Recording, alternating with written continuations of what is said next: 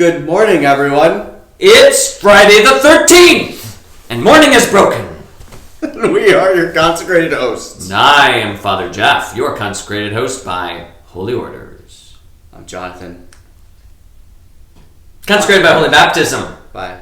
You're freaking me out. Good. Good. Halloween is long over, but just in case you're missing it, we have today, a fortnight later, Friday the 13th. Ooh. No. It's just another day. Bad luck day. You know what? What? It's going to be a good day, and it's going to be good luck. Okay. Power of positivity. I'll buy that. Yeah. Yeah, Friday the 13th is just one of those things. It's, nobody really knows exactly why Friday the 13th is all bad lucky. No, there's speculation. Or maybe it has something to do with Loki. Oh, good. So there's this story of the Norse gods. There were 12 of them, apparently. Mm-hmm. And the big dinner hall, Valhalla, is where they got together. And apparently they did not invite the god Loki to their dinner. If you've watched the Marvel movies, you know Apparently Loki's up to no good. Yeah, apparently. I've never watched them.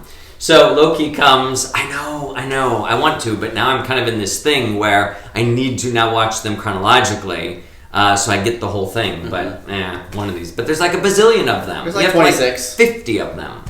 26. Or 50. Or 50. So Loki was not invited, and he was a little upset. So he shows up as the 13th guest, tips an arrow with holly berry, and he shoots one of the other gods and kills him. And apparently the whole earth went dark, and it was a very bad and unlucky day for the world. Yeah, well, that's what you get for being a Norse god, aka not a real god. Hollyberry, associated with the Christmas season, kills you because the truth comes down from heaven into this earth. Amen to that. So there's a Christian then retake of this story that also has to do with the dinner party and the Last Supper, which happened on the 13th day of the Jewish month of Nisan, depending on how you count the car this. company, Nissan? No. Okay. Close, but no cigar. And there were 13 people at that dinner party, Jesus and the 12 apostles, and it was from there that Jesus then died upon the cross, and so the 13th is viewed as an unlucky day then, or an unhallowed day by Christians. But I don't think that holds much water. No. I like the number 13. Why? Because it never did anything. It's just a number. It is just a number. And so it never did anything. It never did anything to me. I think it is... 13 has never been anything but nice to me.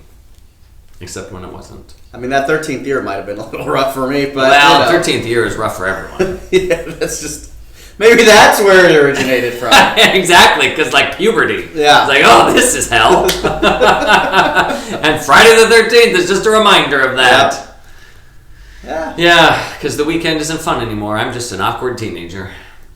That's what Friday the 13th says. So for all you awkward teenagers out there, hang in. It'll get better. It does get better. It really does. Well, to sanctify this day, we celebrate the feast of an American saint. Elizabeth Ann Seton. Yes. We even have a parish here in Omaha named Elizabeth Ann Seton. Oh, there is one in Omaha. Yeah, Elizabeth Ann. She was born actually before the United States became the United States, but in what is currently the United States. So I think she was born in New York in 1774. Oh. So a couple years before Declaration declared and the United States became the United States. But she was, I think, Episcopalian, married some wealthy guy. They had some marital issues. I believe there was some divorce involved. Then he died. She was widowed. I'm not exactly sure how this all worked out. Her mother-in-law hated her, kind of disowned her, because I think she was very generous with her husband's money. Oh. And, so it was kind of all these, sorts of things. So Elizabeth Ann has become the patron of those who struggle with in-law issues. So if you have in-law issues, Elizabeth Ann Seton, pray for us. I don't have that problem. Yeah. If you had in-law issues, Mama Mary might have some words. No in-law issues with my spouse, the bride of Christ. My in-law is also Mama Mary. Really? Mary Hunt. But we don't really have any issues. That's good. The only issue is we probably don't thank her enough. Maybe she has issues with you, Jonathan. Maybe they have. Yeah, we don't thank them nearly enough for all they do for us. So. Well, gratitude is something we could all do better at for sure. So Elizabeth Ann Seton, she founds the first girls' school boarding house in all of the United States in Emmitsburg, Maryland. Sounds right. And didn't you used to come from that part of the world? Yeah, so I lived in Maryland for 3 years. Emmitsburg was just up the road. I think that's where... Is that Focus Missionary Life? Focus Missionary Life. Got it. So yeah, there's a Mother Seton High School, all-girls high school. Okay. Yep. And then Emmitsburg is where Mount St. Mary's is, the seminary. Yes. And so, so there's a lot of Elizabeth Ann Seton talk around there because absolutely. She actually lived there. That was her stomping grounds. I think the National Shrine is out in that part too for Elizabeth. Yes, I've been to it. I think I have too. It's is just there like a tower.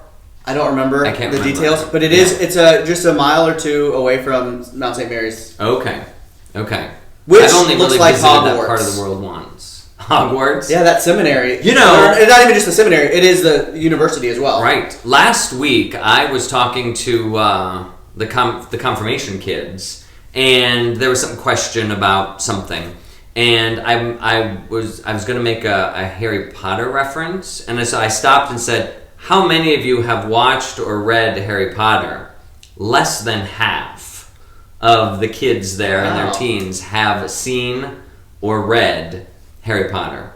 So it just, goes to show you how flash in the pan sometimes these cultural experiences are.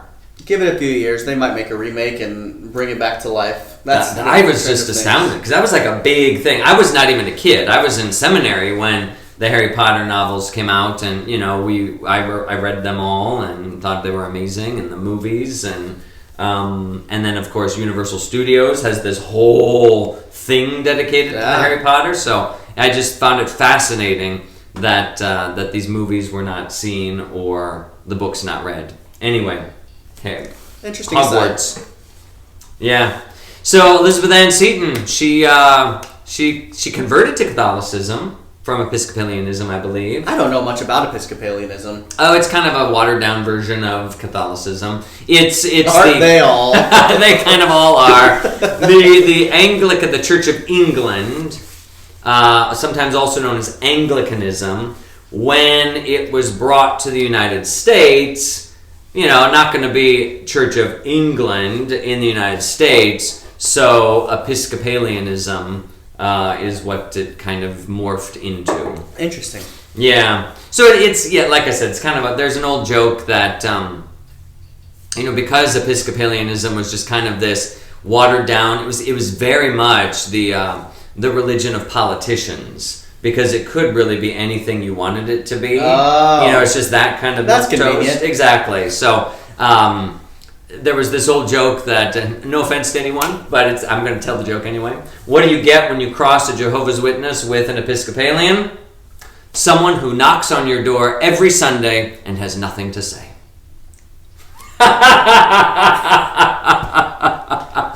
I just love to be offensive. Early in the so morning. as to not get in trouble, I have nothing to say about that.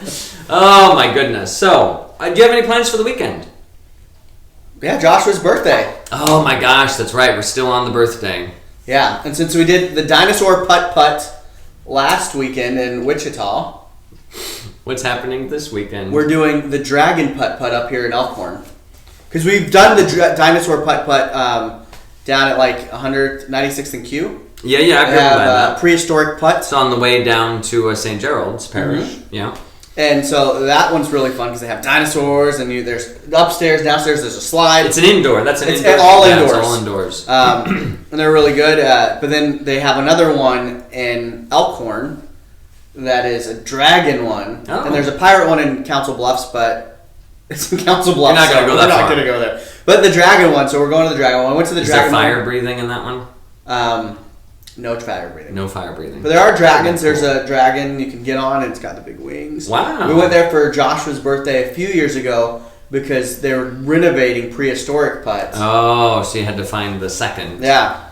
And it was okay. It was good. Yeah. Nice. It's it's funny with the kids. It's now that's what you do on a birthday is you go to the putt Miniature place, golfing. which whatever, it works. It's fun. That's the tradition. And they have so much fun with it. So until they get a little older and hit that awkward 13, and then they don't want to go to putt anymore. But that's all, and that's more than twice as long as he's been alive. So that's true. So he's 6. 6. Well, what are you happy doing this 6th weekend? day of your birthday or whatever. What am I doing this weekend? Yeah. Let's see. I'm still in Houston. So, I think I'm preaching at the Cathedral of Our Lady of Walsingham in Houston. I should give people. You should say if anybody knows Jonathan Sanchez Hidalgo, Please come talk to me afterwards. Please raise your hand. Because I have several friends of mine that are there. Friends. Okay. Maybe I'll say something. It's a great opportunity to meet. But that's on Sunday, so I think Bishop Lopes wanted the weekend off. He didn't want to have to come up with a. So you're not coming back until. So you won't be at Sunday Mass this weekend. No. There's a missionary coming in. We haven't had a missionary all year, and typically we at least host one missionary per year. And so we're having a missionary from Cross Catholic coming in to talk about something about supporting the good work that they do in mission lands and helping the poor and whatnot. And I wonder if there'll be, I can't imagine how the pandemic has affected, we know how it's affected a first world country, how it might have affected, if there's been, what kind of impact that's had on third world places. I don't know. I don't know if that will be part of the mission talk, but there is a missionary. He's been in the United States for, I want to say 6 or 7 years. And he kind of does the circuit, bringing shining light upon the needs and taking up a collection for those who are in need. So that will be at St. Charles this weekend. So if you tune into the live stream, it will not be me. All right. I'll be doing something else. Oh, I think we're going to Austin. In fact, I might be in Austin already. Maybe we left on Friday. I don't So maybe know. you are preaching on Sunday. Well, no, I am preaching on Sunday. I know that. But I think maybe Friday and Saturday we are in Austin because I've never been there. So we were going to take a little day trip up from Houston to Austin and kind of drive through the hill country. There's some weird people there. Austin weird? I think it's, I mean, the slogan is keep Austin weird. Yeah. But there's some very beautiful parts in and around Austin, and not everyone's weird there. Yeah. Well, There's some good food, good barbecue. Well, we're gonna, that's what I'm doing this weekend. Excellent. You should bring me back some briskets. I will try to remember that and put it in my carry-on. Yeah. I don't know if they'll let me do that. Just a Ziploc, Zip. A Ziploc. Ziploc. A Ziploc bog. Ziploc bag. Oh, Jonathan, this half hour is flying by, and we have talked about nothing that you care to listen to. This is what the show originated as. Just kind of chit-chatting. It really did. Maybe today is a non-educational moment, and we are just here for your pure delight. And we just lost all of the viewers. Now, we're not actually going to get to anything of substance today. We're just going to talk about some of our favorite things on this Friday the 13th. Apparently, we have nothing that's a favorite thing. Someone asked me recently what my favorite... It was one of the confirmation kids. The question was, what was my favorite moment as a priest? And I didn't have... The day he hired me. Okay. Right. Nothing to do with any sacraments or healing after confessions and things like that. That's right, Jonathan. You are one of the many favorite moments that I have had in my life. But it was hard, It's like I have a hard time answering that question. What is your favorite anything? Like, what is your favorite food? Favorite restaurant? I don't know. People ask me sometimes. They're like, "Hey, we're looking to get Father Jeff a gift card. Where should we get it to?" Christmas is coming up. Yeah, I don't know. That's a tough one. Get a video. You know what I do? Okay, I know what. Okay, so I like to go to Jams just down the road here. on Legacy. That's a great place for lunch. You know, I've been there. They have great appetizers. They do. I like they've done. Yeah, that's a nice place. But one of my favorite restaurants on this side of town is Voltaire, which is in the Bakers on Dodge and 150 something, 56, somewhere right there. You know, that Baker's grocery store, kind of in that strip mall thing along the side. There is a little French restaurant there, Le Voltaire, and it's really good. I love French cuisine, and they do a really nice job. Is it traditional French? Mm-hmm. So they've got all of what you would expect on a menu. You can get your beef bourguignon, you can get your steak frites, there's just all of the duck confit, it's just the cassoulet is to die for. So they've got some good, they just have, and it's, it's not like super expensive or anything like that, I don't think, I don't remember. It's been a while since I've been there, but that's kind of a nice place that if you're just kind of looking for something not Italian, which there seems to be a plethora of Italian places, or not a steakhouse, but a nice little French restaurant. If you've not been to Voltaire, I really kind of like it. I was turned off of French cuisine. What? There's a place in Houston that my dad really liked, and I went there, and I really like potato soup. And there's potato soup on the menu. I was like, let's go! French onion soup, too. Delicious. I don't like French onion soup. But the potato soup, it was a cold potato soup. Oh. I did not know it was cold. So I cooled it off, put it to my lips, and it was cold. It wasn't, was it the summer? Was it refreshing? It was Houston, so no, it wasn't refreshing. I wanted warm potato soup, and it was not warm. And it soured you? And it was also very, a limited menu. So, I don't think a steak frites or whatever was on the menu, because that would have been fine. But it was all very, the ducks and all. There's not a huge, they don't have a huge menu at Voltaire, but it's some of your classics and your traditionals. And, I just really like ratatouille, things like that. There's want good to make stuff. Ratatouille. I've made it, John. We talked about this, but now the season for ratatouille is over. It's the late summer harvest where you get all of those great zucchinis and squashes and tomatoes and peppers and onions and garlic, eggplant, and you put it all together in a delicious vegetable stew. The only reason is because of the movie of Ratatouille. Because it is my favorite Pixar movie. Okay. I've seen it once. Excellent. Oh, it's so good. I couldn't tell you the story. Yeah. So. Nice. What's your favorite food? My favorite food? A good steak is hard to beat. So, in general, Italian food. Okay. Americanized Italian food, because I don't know. I like my meat in my pasta. Yeah. I need protein. Okay. One of the best meals I've ever had was a place down in Houston called Perry's Steakhouse. They have this pork chop that is gigantic. And usually a cut of meat this big is a problem. Not there. It is so flavorful and tender and juicy. And so good.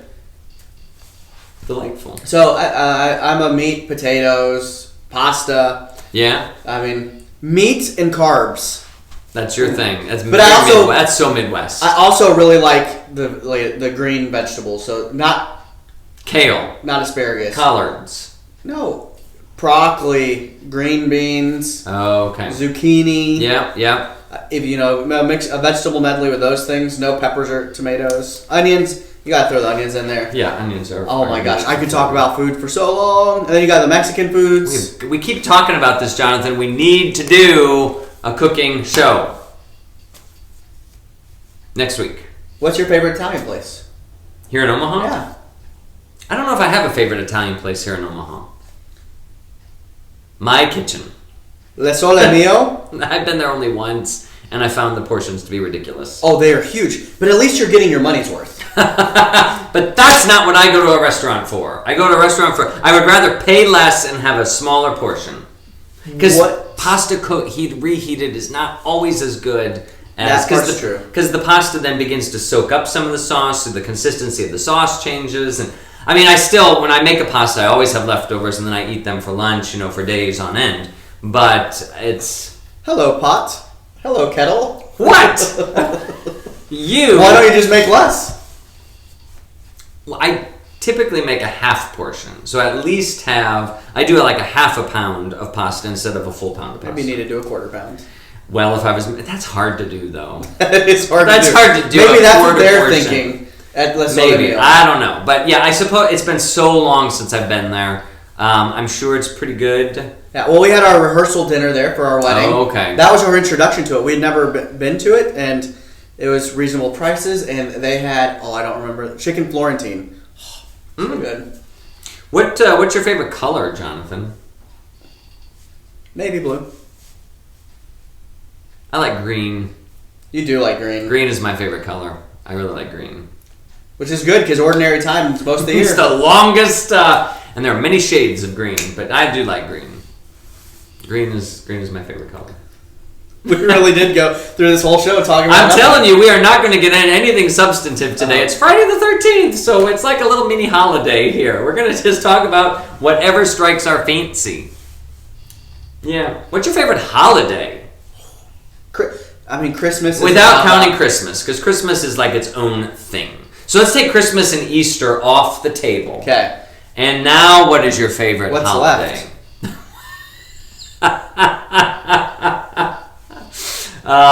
There's many days, Jonathan. So a lot of people... I said Groundhog Day. It's not, but yeah, I don't know. Once you take Christmas, then of course you have Thanksgiving. If you have the big Halloween, Thanksgiving, Christmas, Easter, New Year's, Valentine's Day, St. Patrick's Day, Memorial Day, Labor Day, 4th of July, Martin Luther King Jr. Day. See, I Flag Day. am not a huge fan of Halloween. Okay. Because I never got into it. I was an only child. Didn't have friends that lived near me. Sure. Cousins that lived near me. Yeah. Thanksgiving is fine. Yeah, Thanksgiving's not bad. Well, I have my hot take that's still coming. Oh. That's right. We can't forget that. And then I guess you're just left with the patriotic holidays, which are great. But like 4th of July growing up, we in Houston, we weren't allowed to do any fireworks for the longest time. I think maybe now, since I've left, they've allowed some. But so I never got into the spirit of that much. And it's just another day. And we get together and you celebrate. But now as I'm older, moved to Omaha, it's a thing. It's a war zone. 4th of July. Oh my gosh. My poor dog. Yeah. And so I probably have to say those, Memorial Day, Veterans Day. Except we don't really do much for Veterans Day. Not it's really. Kind of Memorial Day and 4th of July are probably up there. I'm surprised he didn't say his birthday. Let that be noted. I'm not that egotistical. You know what I always consider a holiday, and I would like to make it more of a holiday? Leap Day. February 29th. It only comes around once every 4 years. I think that it should always be a mandatory day off from school, from work, from whatever, and just do whatever the heck you want. Leap Day. Do something. Well, we just missed Leap Day. It was just caught up in, it was pre-pandemic. It was pre-pandemic. I think we talked about it on the show, but the show didn't exist pre-pandemic. Nope. If we're still around 4 years from now, remember this so that when I ask for February 29th, hey, Father Jeff. It is a holiday. Yeah, I remember being in the office and talking about we should do something for Leap Day. But I try not to schedule anything because I do like to take that day as just kind of, we don't get this day. It's an extra day. I'm going to have this extra day for me. You've been putting in the work for 4 years to get that day.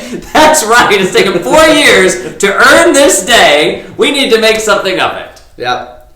You put a little bit of work every day to get that leap year. I have something. 2020. What about 2020? Everybody complains about 2020. Yep. They're like, oh, I don't want to turn back the clock because we don't need an extra hour for 2020. Right. I can't wait till 2020 is over. Yada, yada. At the end of 2019, everybody was complaining about, thank goodness this year's over. Yeah. Let's on to the next one.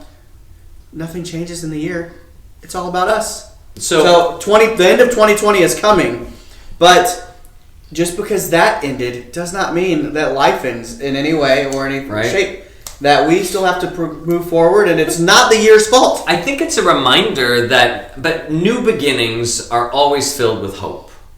And I think that's what it is. It's like when 2020 begins, it's like no matter what the previous year was, it's like this is a new beginning.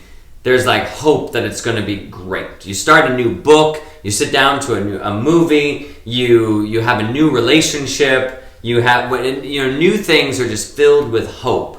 And I guess that, spiritually speaking, we always are called to be a people that are new, that we're always bringing hope and new beginnings and all of these things. So even at the end of this week, we look forward to the new. So I think that's probably where it comes from, that there's a new, that there's always hope at the new. But I think you're absolutely right, it really is going to be what you make of it, because there's going to be a lot of sucky things that happen in 2021, and there's going to be a lot of great things that happen in 2021. But it's how we make it. We're going to look back on 2020 and say, well, that was really bad, but here are some of the good things that came out of it too. Yeah, actually, so when we went trick-or-treating, we did end up going trick-or-treating back on Halloween. And JJ, my youngest son, middle child, him and his cousin Arthur, they were born 3 days apart. They were going around, and this is really probably the first year they really understood and grasped Halloween, and they could remember doing the Halloween things. Yep. They're like, this is the best Halloween ever! And if someone was walking by, because they were just saying it over and over again, they're like, that's how it should be, even with all this pandemic, everything else, to still be able to have the best thing ever. And so make this the best Thanksgiving ever, the best Christmas ever, because absolutely we can make the best of what we have. This is the hands of cards that we were dealt. And I think to that point, that again, no matter what you were dealt with, no matter what's going on, I think what makes it the best is that we have to think of new ways of doing it. And again, with the new, there is always hope. And sometimes we can just kind of get into our rut, and it's like, now I have to do this, now I have to do this, now I have to do this. Well, it's like, but now I have to be creative and think of something new. Yeah. So how are we going to do Thanksgiving anew, even if we can't get everyone together that we normally get together with, even if Black Friday isn't going to be like Black Friday is, or if that's a thing for you, it's not for me. But if, whatever. So, there it is. And every year should be the best year ever, because every day should be the best day because ever. You have all of the previous days and all the good things, the bad things, but you can take those things and make the most of them and bring them to a new day. And you can improve. The goal of the Christian life is to get to God, closer to God every day. Let's get closer to God every day. Let's get closer to each other. Be nicer today. Be a better human today. Live life more fully today. Live life in Christ more fully today. Friday the 13th. Have a beautiful Friday the 13th. Wonderful weekend. Safe travels. We'll see you on Tuesday. I'll be back from Texas, with or without brisket. Don't tease me like that, Father Jeff. Bye-bye.